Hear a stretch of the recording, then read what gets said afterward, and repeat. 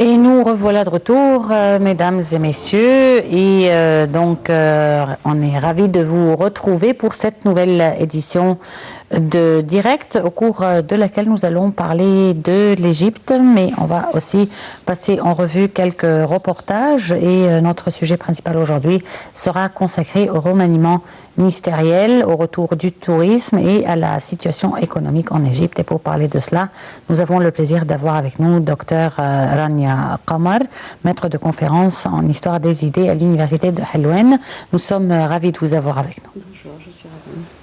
Alors, on va commencer par un reportage qui concerne les États-Unis, le départ forcé de l'un des principaux adjoints du président américain Donald Trump, après seulement 24 jours à la Maison-Blanche, ne révèle pas d'un scénario ordinaire. La longévité moyenne d'un conseiller à la sécurité nationale dépasse 2 ans et demi. Après le blocage par la justice d'un décret sur l'immigration, la démission de Michael Flynn illustre les débuts brouillons de Trump à la présidence des États-Unis. Tout de suite, un reportage de Aya El-Shel et Sarah El-Maghrabi, et tout de suite après, on en parlera. Après la démission de son conseiller à la sécurité nationale Michael Flynn, le président américain Donald Trump tente de repartir du bon pied. Le président qui valorise la loyauté a laissé partir l'un de ses plus fidèles supporters. Plusieurs parlementaires américains, dont des élus influents du Parti républicain, souhaitent une enquête approfondie sur les relations entre la Maison-Blanche et la Russie après la démission de Michael Flynn. Flynn a été contraint de quitter l'équipe de Donald Trump seulement 3 semaines après l'entrée en fonction du président des États-Unis en raison de révélations sur une conversation qu'il a eue avec l'ambassadeur russe à Washington avant l'investiture de l'homme d'affaires sur une éventuelle levée des sanctions contre Moscou. Donald Trump a demandé la démission de son conseiller quand il a senti que sa confiance en Flynn s'est érodée au point de nécessiter un changement de personne, a expliqué le porte-parole de la Maison-Blanche mardi. Cette démission provoque de nouvelles turbulences dans l'administration américaine qui accumule les revers, les critiques et les problèmes en interne depuis l'arrivée de Trump à la présidence. La démission de Michael Flynn, ardent partisan d'une attitude conciliante à l'égard de la politique de Vladimir Poutine, pourrait entraver les efforts de Donald Trump pour opérer un rapprochement avec le maître du Kremlin comme il affirme vouloir le faire. Embarrassé par cette nouvelle affaire, Donald Trump a tenté de jouer la carte de la diversion en focalisant l'attention sur les fuites qui touchent son administration.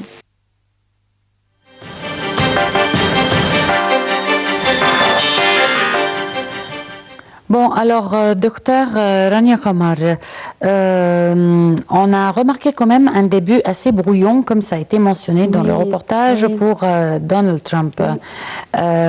Comment est-ce que vous voyez ces premiers débuts à la Maison-Blanche? En fait, moi je pense que ces débuts sont quelque part désastreux. Mais nous nous attendions tous à cela, je pense, depuis le début, parce qu'il n'a pas assez d'expérience, Donald Trump. Il a certaines idées extrémistes. Il a aussi un certain tempérament, une certaine attitude qui le pousse à des actes qui ne sont pas très calculés. Et donc, je pense qu'il va perdre beaucoup s'il continue comme ceci. Pour le Proche-Orient, est-ce que vous pensez que ce qui se passe concernant surtout sa relation avec ses conseillers et le Congrès, est-ce que vous pensez que ça peut affecter d'une façon quelconque le Proche-Orient? Je pense déjà pour ses politiques à lui en ce qui nous concerne, l'Égypte et le Proche-Orient, je pense que ça ne va pas être très catastrophique parce qu'il a l'intention, depuis le début, il a dit à plusieurs reprises qu'il voulait combattre Daesh. Donc là, déjà pour nous, c'est un côté positif. Après, sa relation avec l'Égypte, jusque-là, elle est très bonne. Je pense aussi qu'il ne veut pas intervenir d'une façon militaire dans les pays arabes, ce qui est donc dans notre intérêt. Il est pour le fait d'essayer de faire développer davantage l'économie américaine et de se concentrer sur les États-Unis. Je pense que ça, pour nous, c'est positif. On l'espère bien, on verra en tout cas. Vous savez, avec lui, rien n'est sûr. Exactement. Donc, on verra dans les prochains jours. Mais on va passer maintenant à ce qui se passe en Égypte. Avant de clôturer sa visite au Caire, le président libanais s'est rendu hier au siège de la Ligue arabe. Parallèlement, le ministre de l'Intérieur a reçu son homologue libanais qui accompagne le chef de l'État libanais dans sa visite en Égypte. Aya Al-Shel et Sarah Al-Marabi. Le président libanais Michel Aoun a déclaré que le Liban a joué un rôle majeur dans la création de la Ligue arabe. Cette déclaration a eu lieu lors du discours prononcé par le président libanais au cours de sa visite mardi au siège de la Ligue arabe.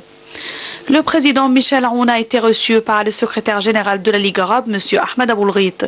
Le terrorisme a détruit les pays arabes et a transformé la guerre israélo-arabe en guerre arabo-arabe, a ajouté M. Aoun. Parallèlement, le ministre de l'Intérieur, Magdi Abdel Ghaffar, s'est entretenu dans son bureau avec son homologue libanais, Nohed Machnouk, en visite en Égypte avec la délégation accompagnant le président libanais. L'entretien a porté sur la coopération commune entre les deux ministères et les questions sécuritaires d'intérêt commun. M. Machnouk a apprécié les efforts déployés par le ministère égyptien de l'Intérieur et son rôle joué dans la préservation de la stabilité du pays, exprimant son désir de tirer profit de l'expérience sécuritaire égyptienne, notamment dans le domaine de la lutte contre le terrorisme et l'idéologie extrémiste, et de renforcer les mécanismes d'échange d'informations entre les deux côtés.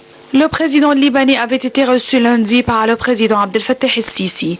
Les deux dirigeants ont discuté des moyens d'améliorer les relations entre le Liban et l'Égypte, ainsi que des questions régionales, dont le combat contre le terrorisme, le conflit et la crise des réfugiés. Monsieur Aoun a également invité son hôte à effectuer une visite au Liban, qui lui a promis de se rendre bientôt à Beyrouth.